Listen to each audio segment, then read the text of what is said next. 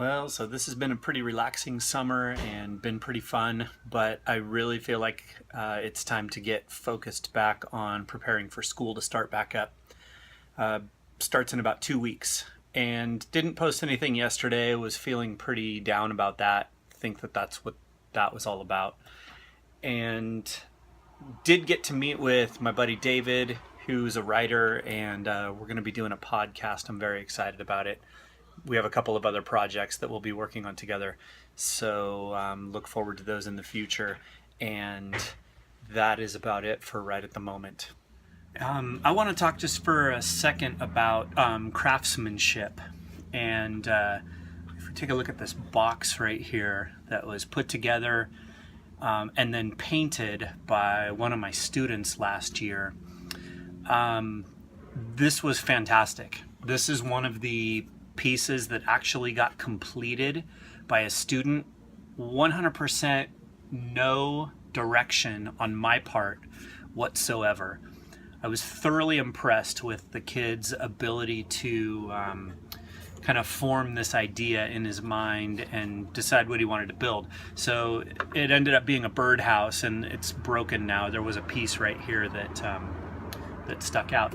I decided to use it for my Arduino, and it was going to be part of the brown shelf, whatever.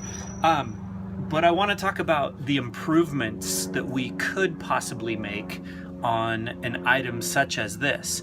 So it is fully enclosed. It really could function as a birdhouse.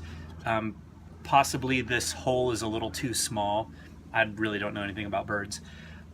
And it's not airtight or not watertight, so it could possibly leak. So great prototype for a person with disabilities to put together. And I'd like to know, if you're watching this video, what are your thoughts on craftsmanship? What are your thoughts on what needs to go into the design of a box such as this? I have my own ideas, but I'd really like to hear from somebody else. And that's about it. Another thing that I want to talk about as I'm getting ready to go back to school is the design of my workstation. And in my garage here, I've got this really low desk, which I really liked while I felt like I was really able to kind of like this, like hunch over and work on my soldering projects for the Arduino and different things like that.